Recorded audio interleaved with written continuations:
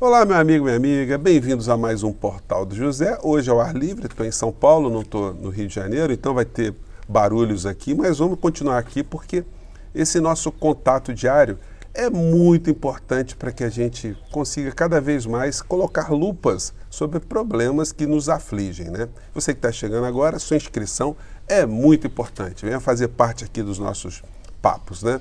Vamos seguir em frente. Gente, muitas pessoas aflitas porque o noticiário todo dia vai nos bombardeando com situações que nos deixam muito angustiados, porque primeiro a gente está vivendo essa pandemia que por si só já é uma grande angústia. A gente já vinha no Brasil, antes da pandemia, com problemas econômicos muito sérios. Eu, como pequeno empreendedor, eu falava isso com vocês, gravando os programas lá no Lapa Café, da realidade que a gente estava vivendo.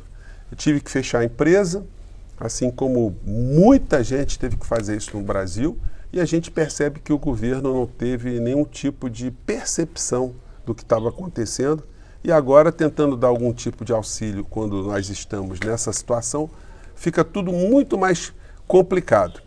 Mas é importante a gente estar entendendo o que está acontecendo para poder mirarmos lá na frente no que a gente pode fazer enquanto cidadão aqui no nosso país, né?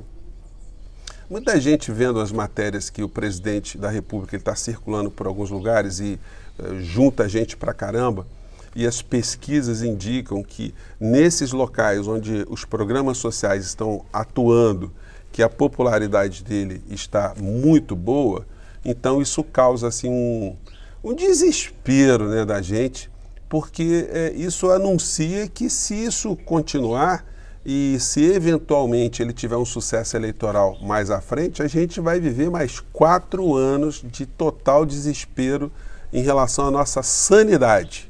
Como nos mantermos sãos da cuca, né? Com esse tipo de gente no nosso entorno, vai ser um problema muito grave e por isso a gente fica muito angustiado. Mas vamos tentar entender quais são os pés, as pernas que sustentam esse corpo político e econômico do nosso país e por que essa maluquice toda incorporada no presidente da República continua a seguir em frente. A resposta pode ser encontrada em algumas bases de apoio desse tipo de governante. Em primeiro lugar, é alguém que agrada quem detém o poder econômico num país como o nosso. Se o presidente ele não está mexendo em nenhum centavo no andar de cima, ele não vai ter nenhum problema com o andar de cima, com os financiadores de campanhas eleitorais, com os grandes lobistas, os grandes empresários, os grandes oligopólios nacionais e internacionais, as empresas transnacionais, quem especula com dólar, quem especula com divisas. Então, esse pessoal todo que sustenta uma máquina de Estado são os que ajudam a eleger governadores, prefeitos, vereadores, deputados estaduais, deputados federais, senadores. Então, há uma grande sustentação política se isso continuar a ser feito dessa forma. E o presidente, como ele é malandro, ele percebeu que se ele dá, ele recebe de volta. Então é por isso que ele vai continuar a fazer uma série de maluquices e não será incomodado pelos grandes meios de comunicação. Aí já é o segundo tripé. Então nós temos a elite econômica, a elite que detém controle e influência sobre todos os aparelhos de Estado.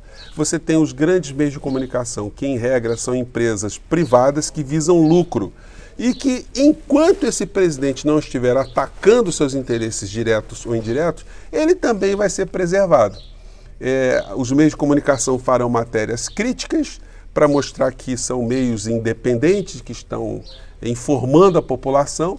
As pessoas vão acreditar que eles estão fazendo algum tipo de informação, quando na verdade eles estão apenas dando sustentação àquele presidente, àquele setor político que lhes dá retorno. Eles não estão preocupados com o povo, com educação, com cultura, com distribuição de renda, a emancipação do nosso país, não. Eles estão afim de cada vez mais acumularem dinheiro. Família Marinho, que eu gosto sempre de exemplificar, mas eu poderia citar famílias no México, na Argentina, no Paraguai, no Uruguai, enfim, na Venezuela. Em qualquer país de terceiro mundo, vocês verão pessoas que ficaram milionárias ou bilionárias na atividade de meios de comunicação, pela facilidade que tem de fazer tráfico de influência, de se acumpliciarem com os governos, de se associarem em outros negócios. Bom, a família Marinho criou uma grande holding, até banco, recentemente eles tinham também, financeira, enfim, é um tentáculo gigantesco. Então eles vão continuar sempre a fazer matérias, como eu digo a vocês, né, enaltecendo áreas econômicas, por mais que o Brasil esteja em total desastre. Só para reforçar o que eu estou dizendo, vocês vão ver matérias o tempo todo dizendo que a construção civil no Brasil está bombando, e vai mostrando gente simples, comprando seu primeiro imóvel, entrando no financiamento, um otimismo geral. O Jornal Nacional de sábado foi espetacular nesse sentido, né? O mundo todo na pandemia, e eles fazem uma matéria longa mostrando que a soja no Brasil está bombando. O Brasil está exportando soja porque o dólar foi para a estratosfera. Isso faz com que as exportações de soja, de commodities, elas bombem também. Quem é que se dá bem com essa exportação de soja? É o povo brasileiro? Ou são os exportadores de soja, que em regra também são empresas multinacionais? Ou seja, se entra muito dinheiro, mas entra um dinheiro concentrado na mão de pouquíssimos. Ao mesmo tempo, os meios de comunicação escondem que nós também importamos trigo. E o trigo é pago em dólar. E a gente vai ter que gastar mais dinheiro para comer pão, comer macarrão, comer biscoito, comer no dia a dia. Isso não é informado em tempo algum dessa matéria. Olha que coisa incrível. A soja é exportada, o lucro fica na mão de poucos. O pão, o trigo é importado e a socialização do prejuízo é para todos. Então, qual é a vantagem da moeda estar passando o que está passando, né? Mas eles sempre vão colocar o aspecto positivo. E chegou uma coisa ridícula, que eles fizeram a matéria ontem no Jornal Nacional, mostrando que a venda de bicicletas disparou na época da Covid. Aí mostra o dono da loja de bicicleta, aí fazem a matéria da bicicleta, enfim. E você que está na tua casa, você fica observando que o Brasil parece que está indo bem, mas a tua vida não está melhorando nesse nível. O que está acontecendo? A ideia que está por trás disso é fazer com que as pessoas fiquem conformadas nas suas casas, achando que se tem algum problema com elas, o problema é delas, é particular delas. Então, os meios de comunicação funcionam como uma grande ferramenta, também de sustentação disso tudo, no Brasil e fora do Brasil. Como diria Hegel, gosto sempre de sublinhar, né? A informação gera a ação e a desinformação gera a conformação. Pensem sempre nessa frase. E aí a gente tem o outro tripé, que é o uso político, que se faz de programas sociais para dar sustentação perante grandes massas das sociedades. Todo mundo sabe há muito tempo atrás, todo mundo tem esse conhecimento. A gente tem depoimento do Lula falando sobre como os programas sociais funcionam, como é que as pessoas pobres raciocinam. Você tem a Dilma falando disso, você tem Fernando Henrique falando disso, você tem o Temer falando disso, você tem o Bolsonaro falando disso. Enfim, isso não é segredo para ninguém. As classes mais baixas no Brasil e no mundo, se elas tiverem algum tipo de atenção, por menor que seja, isso acaba resultando num grande retorno eleitoral, porque os meios de comunicação também vão enaltecer esse tipo de situação. Isso é uma situação totalmente previsível. Eu gravei um vídeo para um amigo, para um outro canal, há mais de 2 anos e meio atrás, onde eu apontava esse tipo de situação, que se o Bolsonaro ganhasse as eleições, e se a esquerda não se unisse àquele período para tirar uma candidatura que pudesse enfrentar aquela situação, que a gente estaria correndo o risco de tudo isso cair na mão de pessoas como acabou caindo. Então a gente vai ter muito mais dificuldade para enfrentar essa situação. Se o governo federal continuar a praticar e expandir esses programas sociais, gente, é aritmético. Vai ter retorno eleitoral. Quem estiver exprimido nesses dois extremos, no pessoal que recebe o Bolsa Família bilionária e o pessoal que recebe o Bolsa Família social, as pessoas que estão exprimidas entre esses dois extremos é que acabam pagando muito mais, porque são as pessoas que produzem riqueza e são as pessoas que acabam sendo objeto do assalto praticado pelos ministros de economia de países como o nosso.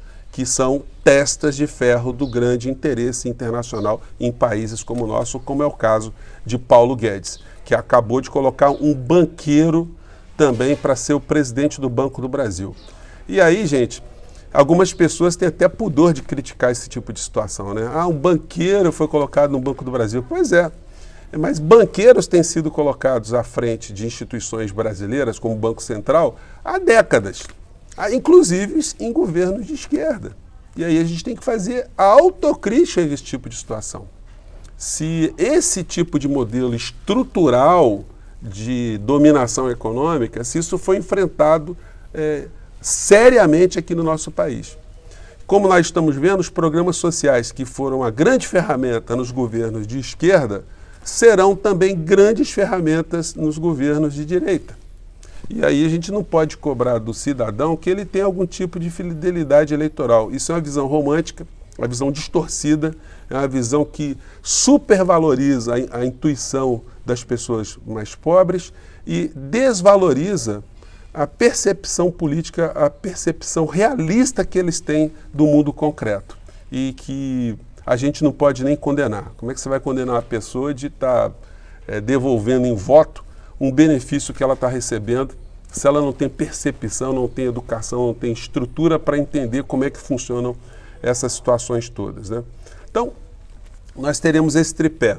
O andar de cima beneficiado, os grandes meios de comunicação apoiando toda essa estrutura e programas sociais vitaminando esse tipo de prestígio. Então a gente vai ter que entender o que está acontecendo e vai ter que atuar de uma forma muito contundente para que esse tipo de percepção chegue até essas pessoas e elas percebam que esse tipo de retorno eleitoral para pessoas inescrupulosas prejudica o país de uma maneira geral, né? Então vejam o trabalho que a gente vai ter pela frente. Mas vamos seguir, né? Por isso que eu estou aqui. E a gente tem no meio dessa história toda um aspecto que a gente não pode desprezar, que são as mídias sociais que têm funcionado como auxiliares dos grandes meios de comunicação para dar sustentação a tudo isso. Essas redes sociais desses bolsonaristas, que se colocam como conservadores, já comentei isso com vocês, na verdade eles se prestam a ajudar que o andar de cima fique incólume e ajudar que a desigualdade social se mantenha. Porque esses conservadores que ficam tentando desviar a atenção da sociedade para problemas inexistentes, para inimigos inexistentes, por exemplo, eles focam o debate e o combate deles contra os comunistas, né? Isso é um discurso hipócrita, salafrárico e bandido. Na nossa última enquete que eu fiz com vocês assim, de forma muito simplória, né? Se os conservadores eram conservadores ou eram picaretas, o picaretas ganhou, vigaristas ganhou disparado. Porque você ser conservador no plano pessoal é uma coisa natural, um direito seu. Você ter uma orientação de ser monogâmico, de ser fiel a vida inteira, isso é uma questão moral sua, da pessoa que você escolheu, da pessoa que está com você. Isso o Estado não vai interferir nisso, não tem como interferir nisso. Se você quer casar com uma pessoa do mesmo sexo, isso é um problema seu, isso é uma escolha sua, para quem você está dirigindo o seu afeto, isso é uma questão moral sua. Só que isso acaba sendo colocado num debate social. Então os conservadores eles querem interferir na tua vida pessoal, eles querem bloquear o tipo de percepção que você tem sobre a realidade. Isso não ajuda o nosso país, não ajuda qualquer tipo de transformação social. Não existe transformação social no planeta, desde o homem das cavernas, que os conservadores tenham feito algum tipo de modificação positiva. Se os conservadores estivessem no poder desde os homens das cavernas, nós ainda estaríamos dentro das cavernas. Porque os valores que eles preservam, as estruturas que eles visam preservar, beneficiam quem detém o poder. Quem não detém o poder, quem está sofrendo, quem está na base da pirâmide social, essas pessoas não têm por que elogiar qualquer tipo de conservadorismo no campo político. Então isso é uma empulhação. Isso aqui no nosso país é uma bandidagem que está a serviço desses interesses econômicos. E aí, só para fechar, né, a gente não pode deixar de sublinhar essa figura bizarra. Eu queria usar uma outra palavra, mas não consegui. Desse senhor Alan dos Santos e desse pessoal que o segue lá no Terça Livre, né, no canal deles. Eu quero saber o seguinte, ele não vai voltar para o Brasil, não? Está com medinho? Está sendo ameaçado? Agora, vocês imaginam o seguinte, se um bolsonarista linha de frente, ele está com medo de voltar para o Brasil num governo com as características relacionadas à segurança e violência do governo Bolsonaro, vocês imaginem se mudar o governo lá na frente, esse cara vai desaparecer. E o pessoal que está com ele?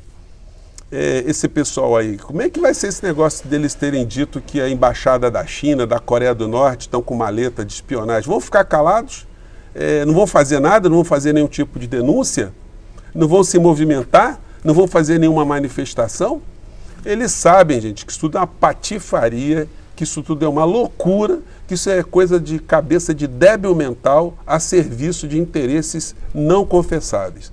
Portanto, esses conservadores, dá para a gente dizer, não são conservadores nada, são picaretas. Desculpem aqui o uso da expressão, mas é para a gente provocar o debate, né? Eu fico por aqui, gente. Um grande abraço e até o próximo vídeo. Tchau!